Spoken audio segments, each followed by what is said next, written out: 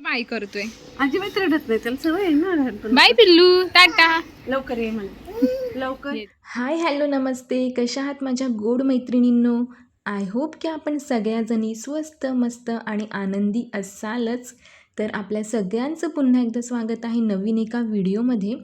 मैत्रिणींनो, तुम्ही थंबनेल आणि टायटल बघून व्हिडिओवर क्लिक केलं असेल आणि तुम्हाला खूप सारे प्रश्न पडले असतील, तर हा व्हिडिओ जो आहे तो शेवटपर्यंत नक्की बघा, स्किप न करता.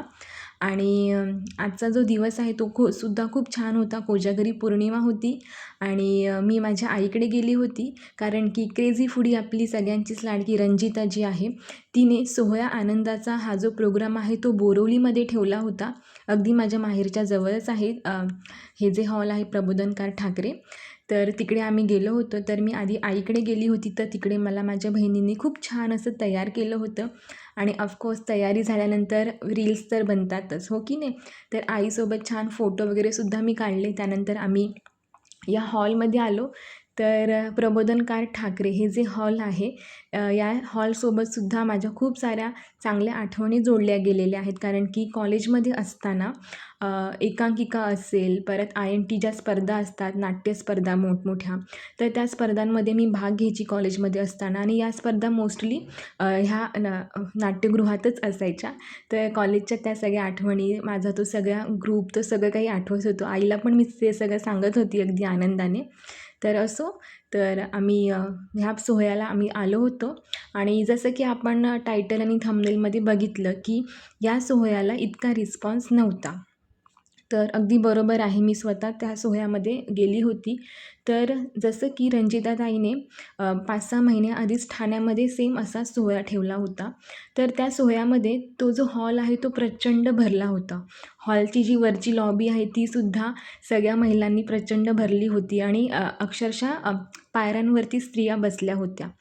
आणि ह्यावेळी हा जो प्रोग्राम बोरिवलीमध्ये ठेवला होता, तर आम्हाला असं वाटलं होतं की तसाच रिस्पॉन्स इकडेसुद्धा असेल, पण तसं काही झालं नाही. कारण की हॉल जो आहे तो मोस्ट ऑफ पूर्ण रिकामा होता. फक्त पुढचेच जे काही सीट्स होते ते भरलेले होते. आणि थोडंफार ते बघून मला पण थोडंसं हे वाटलं, आणि रंजिताताईलासुद्धा थोडंसं वाईट वाटलं असेल, तिच्या चेहऱ्यावरनं वाटत होतं. पण तरीसुद्धा तिने हसतमुखाने सगळा प्रोग्राम जो आहे तो पुढे कॅरी ऑन केलेला आहे. तर दीप प्रज्वलनाला माझी आई गेली होती, तर रंजिताताई आईला घ्यायला आली होती स्टेजवरनं. तर छान वाटलं. अगदी डाऊन टू अर्थ आहे ती, खूप प्रेमळ आहे, फ्रेंडली आहे आणि खूप अशी बोलतात ना चुलबुली. तिच्याकडे बघितल्यावर एक पॉझिटिव्ह एनर्जी पण येते आणि अशी चुलबुली टाईप पण आहे ती. तर छान वाटलं तिला भेटून, तिच्याशी बोलून. पर्सनली ती आम्हाला भेटली, बोललीसुद्धा आणि खरंच खूप छान आहे. तर दीप प्रज्वलन झाल्यानंतर जो कार्यक्रम आहे तो सुरू करण्यात आला होता. तर हॉलमध्ये आमच्या आजूबाजूला ज्या काही मुली की स्त्रिया बसल्या होत्या, तर त्यांचंही हेच म्हणणं होते की का इतका कमी रिस्पॉन्स आलेला आहे. तर 1-2-3 कारणं आम्हाला तिथे कळली. तर एक तर त्या दिवशी मेगा ब्लॉक होता, बऱ्याच ठिकाणच्या ट्रेनसुद्धा बंद होत्या. दुसरं कारण म्हणजे त्या दिवशी कोजागरी पौर्णिमासुद्धा होती आणि बऱ्याच लोकांच्या घरी पूजा वगैरे असते, त्यामुळे सुद्धा आल्या नसतील. आणि मोस्टली मुलांच्या ज्या परीक्षा आहेत त्यासुद्धा चालू आहेत, तर त्यासाठी सुद्धा ज्या लेडीज आहेत त्या आल्या नसतील. तर ही कारणं असू शकतात की खूप कमी प्रमाणात तिथे स्त्रिया ज्या आहेत त्या बघायला मिळाल्या. आणि काही स्त्रिया अशा पण बोलत होत्या की ठाणे, पालघर त्या साईडला फॅन फॉलोविंग जी आहे ती खूप प्रचंड प्रमाणात आहे रंजिताची. तर तेवढी जास्त फॅन फॉलोविंग तिची ह्या साईडला नाही आहे, मुंबई साईडला किंवा बोरिवली झोनमध्ये तिची एवढी फॅन फॉलोविंग नाही आहे. त्यामुळे कदाचित जास्त स्त्रिया आल्या नसतील. तर ही सगळी कारणं मे बी असूही शकतात, त्यामुळे इतका रिस्पॉन्स नाही बघायला भेटला आपल्याला. आणि त्याचबरोबर काही स्त्रियांचं आणि माझंसुद्धा पर्सनली असं मत होतं की ज्या प्रकारे त्यांनी ठाण्याला ऑडियन्समधनं बोलवून स्त्रियांना स्टेजवर बोलवलं होतं आणि वेगवेगळे गेम्स वगैरे घेतले होते, आणि त्या गेम्सच्या मार्फत त्यांनी सगळ्या स्त्रियांना, विनर्स जे आहेत त्यांना गिफ्ट्स वगैरे दिले होते. तर त्या प्रकारचं गेम त्यांनी इकडे अजिबात घेतलं नाही. तर बऱ्याचशा स्त्रियांचा हिरमोडसुद्धा झाला आणि वाईटसुद्धा वाटलं की असे गेम्स त्यांनी आमच्यासोबत, जे ऑडियन्समध्ये बसलेले ज्या स्त्रिया आहेत त्यांच्यासोबत पण घ्यायला पाहिजे होता. तर तिकडे एक संस्था आली होती राईस अँड शाईन म्हणून.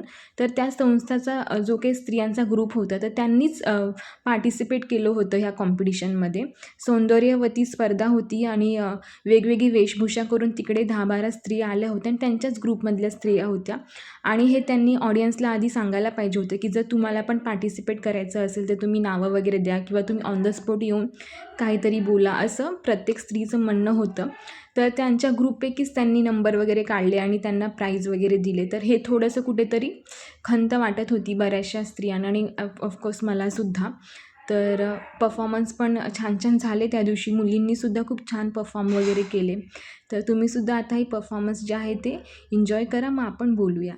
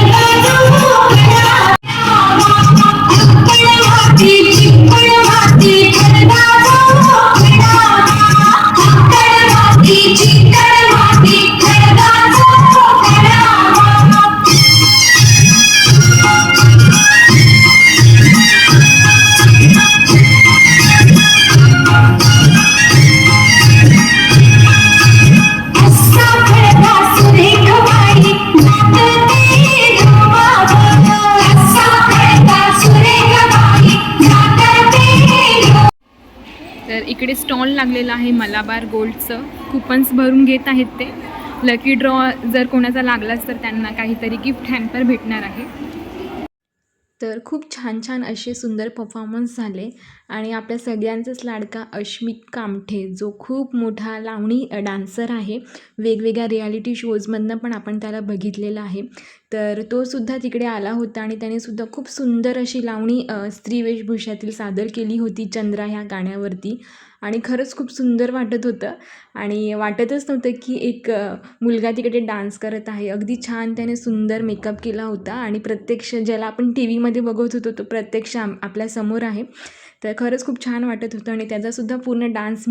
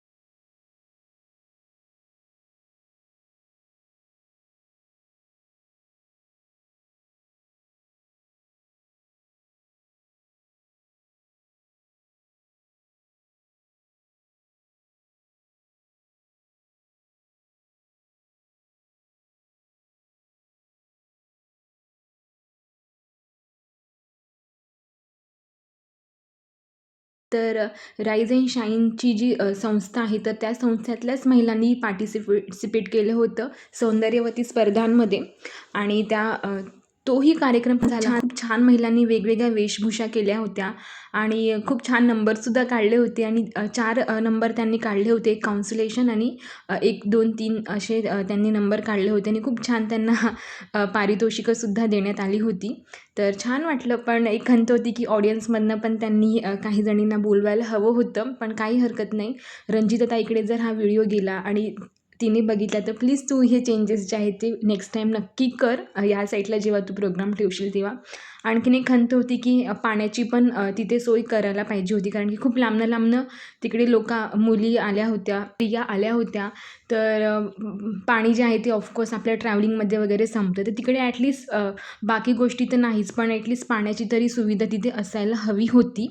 तर ही एक छोटीशी गोष्ट आहे, सजेशन तू म्हणू शकतेस. तर नक्की ह्या गोष्टी तू नेक्स्ट कार्यक्रममध्ये ज्या आहेत ते इम्प्रूव्ह कर. तर मैत्रिणींनो, तर असा होता सोहळा आनंदाचा 2023 विथ क्रेझी फूडी रंजितासोबतचा आणि खूप छान तिने सगळ्यांसोबत नंतर फोटोजसुद्धा काढले, व्हिडिओसुद्धा काढले आणि असं ती कुठेही तिच्यामध्ये गर्वपणा वगैरे काहीच जाणवला नाही. अगदी खूप वेळ ती थांबली होती, अगदी तिला घाई होती जाण्याची तरीसुद्धा ती प्रत्येकाला खूप छान असा रिस्पॉन्ड करत होती. छान फोटोज, सेल्फी ती काढून देत होती सगळ्यांना. ते छान वाटलं. आणि रंजिताताई, तू अशीच पुढे जात राहा आणि ज्या काही स्त्रिया आहेत त्यांना मोटिवेट करत राहा, एवढंच मला म्हणायचं आहे.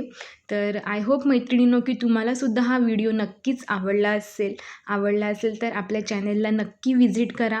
माझंही व्लॉगिंग चॅनल आहे आणि मी सुद्धा खूप छान व्लॉग करते, तर माझ्याही चॅनलला नक्की व्हिजिट करा आणि आवडल्यास सबस्क्राईब करायला विसरू नका. तर मैत्रिणींनो, भेटूया अशाच एका छानशा व्हिडिओमध्ये. तोपर्यंत काळजी घ्या. आजचा व्हिडिओ बघितल्याबद्दल खूप खूप धन्यवाद. भेटूया लवकरच. बाय.